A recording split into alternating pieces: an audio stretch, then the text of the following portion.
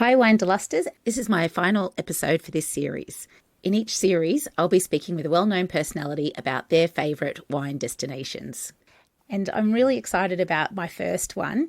This is a person I became friends with online before we met in real life, and now we've built up a really lovely friendship. She's an author of a book called The Joyful Frugalista, and she has a podcast of the same name. You might recognise her as a former columnist in the Telegraph Savvy Shopper column, and she's also a regular guest on Studio 10. She also has her flagship online course of 6 Weeks to Abundance. So her name is Serina Bird. So she's very passionate about being frugal, but also having a really great abundant lifestyle and being happy without spending lots of money. In addition to all of Serina's accomplishments, she's also very community minded. So it was really interesting to chat with her. Welcome to the Winederlust podcast. My name's Jeanene and I run a wine events business in Canberra. But my real passion is travel, and my bucket list is to travel to every wine region in the world. In this series, I'll be exploring some regional Aussie wine destinations. I'll give you some tips whether you're planning a romantic getaway, a girls' weekend, or you're dragging the kids along. So pour yourself a glass and let's get exploring. So I'm with Serina Bird, aka the Joyful Frugalista.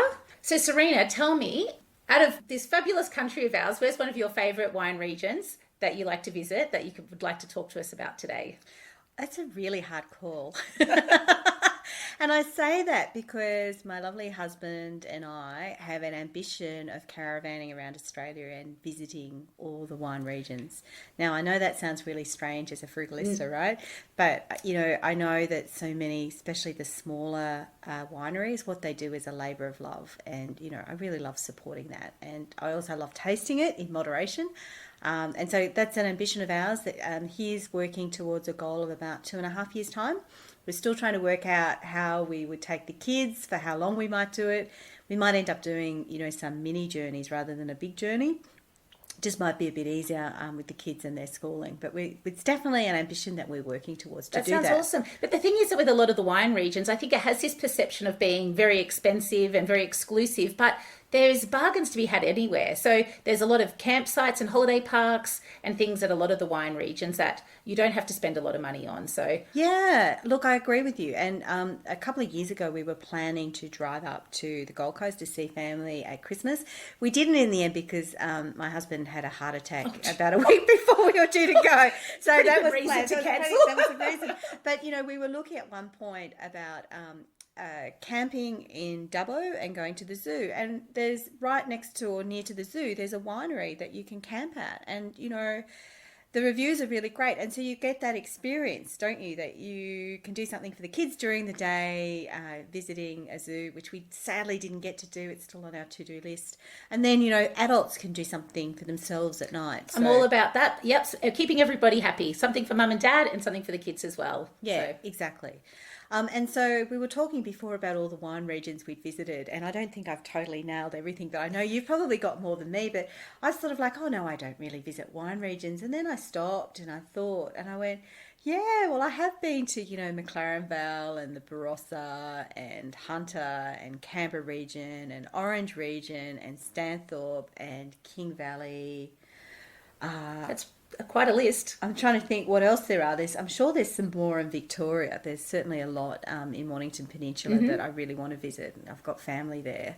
And a few in Geelong region, I think, too. So, that's right. Yeah. Yarra Valley, the Alpine region, Melbourne's, Victoria's full of them. Yeah, exactly. And we're not big drinkers, and it's kind of strange in a way, speaking on Winederlust, because we don't have wine with a meal every night. But when we have friends over, it's really so lovely to be able to pull out a bottle of wine and say, well, we visited this winery and we just really loved it for these reasons. And you know it's going to be good because you've tasted it at the cellar door and you know what foods it goes with because you've had that discussion. And it's just special. It really is. I completely agree. It brings back all those memories, but also you make sure guests feel very special that you're sharing that with them. Yeah, exactly. And it's completely different to, look, I just, you know, got it on special and whatever was in the bargain bin and I had no idea about it. I'm like, it might be fine. Like a lot of, you know, I think so much wine produced in Australia is amazing. But, you know, when you have that personal connection, it is quite different. So which one would you like to talk about today? Well, I'm going to talk about the Canberra region because that's where I live and where you live as well. And I'm very passionate about supporting my local community as well. And Canberra has so many amazing wines that I think are really underrated. Yeah, I don't think the rest of the country knows. I think it's a little secret that I'm letting out of the bag about how wonderful the Canberra district is.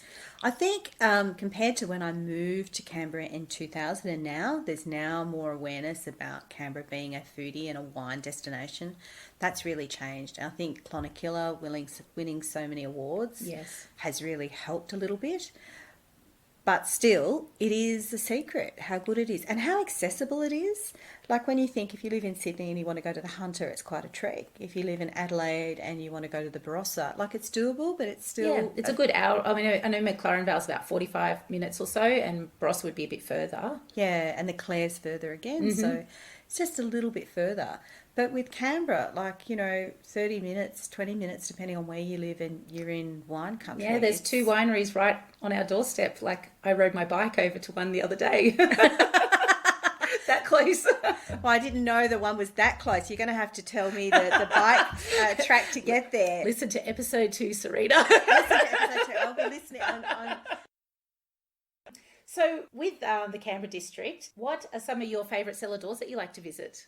Oh, there's so many, and I was just thinking it's been a while since I've visited some, and I'm really overdue because the whole district, as you know, has done it so tough during the bushfires. But as you know, they lost their vintage this year, yes. This year because of the smoke taint, and I know some have been able to pivot and do different things like gin and other sorts of things, but it's really hard too, and it's also just the traffic that the region lost because people stopped coming to Canberra when the media was saying we had the highest, levels of air pollution in the world, most toxic air, which was true. Yeah. Like, why would you come for a holiday and go and visit a cellar door? An awful time, wasn't it? Yeah. So, and then a lot of the cellar doors closed during the pandemic. So, yeah, it's been a tough year. It has been a really tough year. But I do have some favourites, and it is hard to really... It's a bit like having a favourite child because there are so many. There's a good 30 plus cellar doors now, so yeah. Yeah, but Lake George has to definitely be a favourite, and I think a lot of it comes from Sarah, the owner, and just how incredibly warm she is, as you know. But it's also a lovely place to visit. It just is beautiful. Like, I feel like I'm in provincial France when you drive into the driveway. It is so nice. And we went there with my kids, actually... not long after a cruise. We just come off a cruise and we'd driven back, and it was right before a major storm. So it was a bit of a crazy time to visit. And I wasn't sure how my kids would go because, they were getting a bit antsy in the car. You're driving back from Sydney. So driving back from 2 Sydney. hours into the journey. Yeah. And 2.5 hours. Yeah, exactly. And as you know, that particular winery, Lake George, is the first winery in the Canberra district you see when you're driving in from Sydney. That's right. So it's, literally on the road in, right over, looking over Lake George. And Sarah, as you know, does believe in UFOs, is hoping to see some out there. Lake George is famous for, being a UFO hotspot. I did not know that. I knew that the stargazing was amazing, but I did not know about the UFOs. I have never personally seen any aliens around Lake George, but it does have that reputation. It's quite an ancient That's interesting. site. I did not know. Yeah, great. That's meant to be deeply spiritual on many in many ways. But she herself has 5 children, right? So like when my kids are running around and they're a bit ragged, I didn't feel that sense of pressure at all. I just felt really welcome. And her dining room is so beautiful. Her tasting room is so beautiful. She is just so warm and abrasive. And more importantly, the wine is just fantastic. Yes. It's hard to pick a favourite once again amongst her wines, but of course her rosé has won awards, for good reason, because I think it's pretty much my favourite rosé. I've got 3 favourite rosés, and that's pretty much at the top. It's a hard call, but it's really nice. And her sparkling wines are so good, and her commitment to organic is really important for me.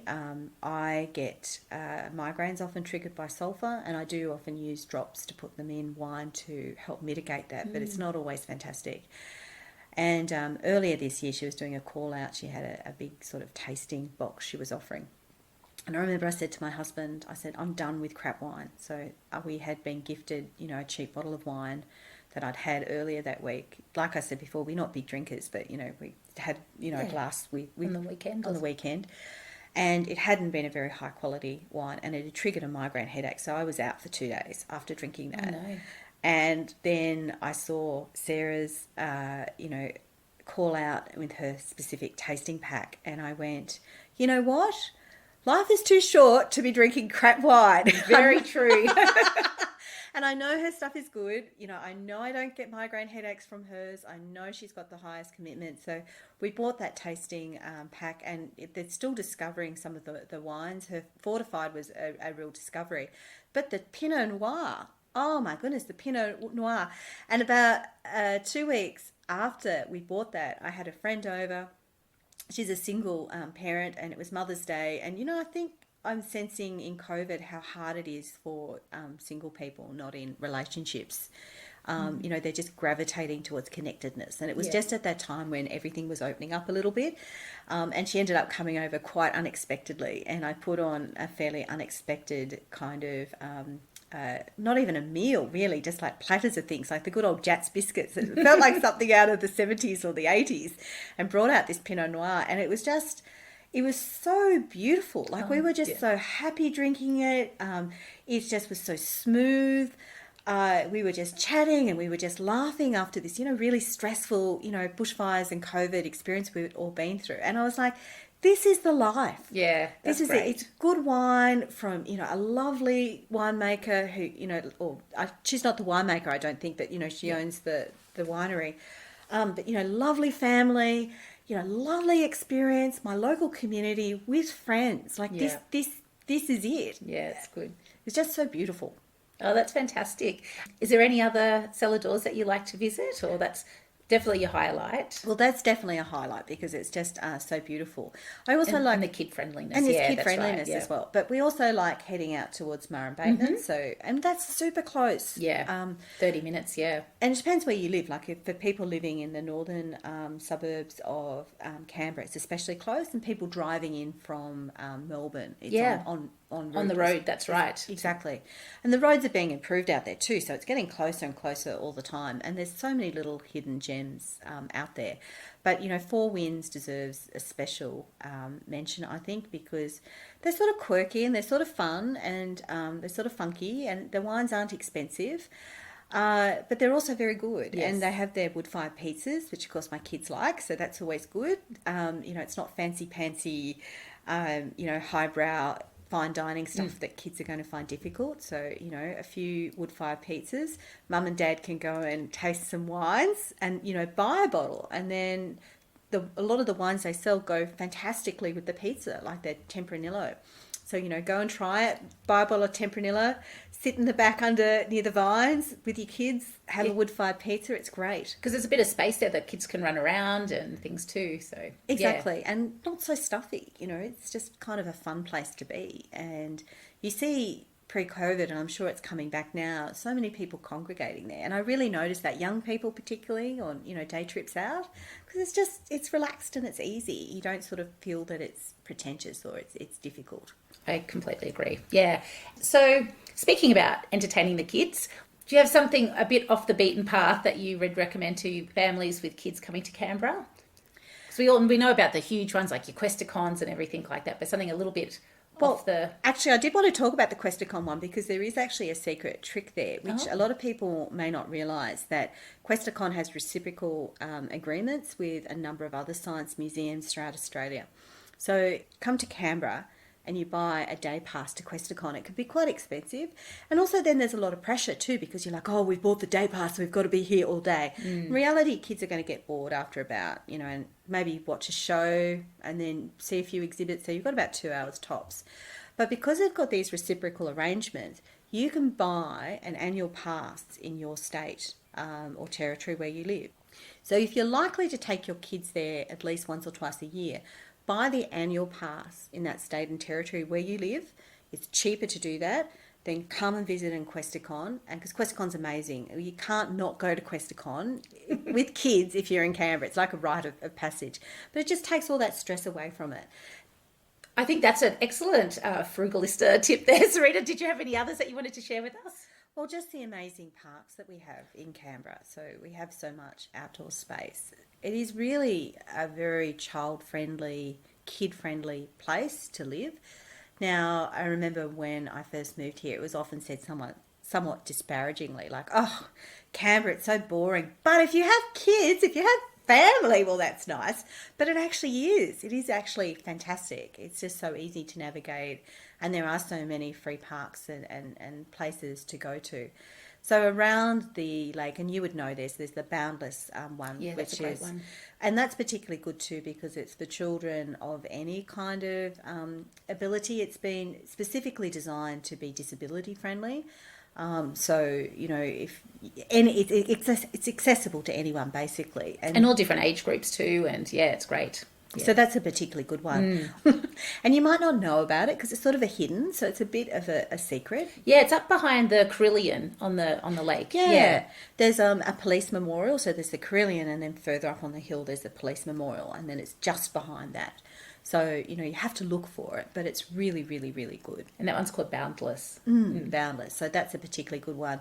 And then, of course, the Arboretum, which is pretty fantastic. Unfortunately, the parking up there is a bit expensive. You can try and game it and try and work out when the parking is less expensive, or you can carpool if you're going with more than one family. But once you're there, it's totally free. And the... except for the coffees and the other taxes like ice creams and things, which will... And yeah, kids will play at the pod for hours and hours and hours. And then on the other side of the pod, there's a natural area that's great for kite flying. Wow, I didn't know that. So on the other side, so, you know, you go into the...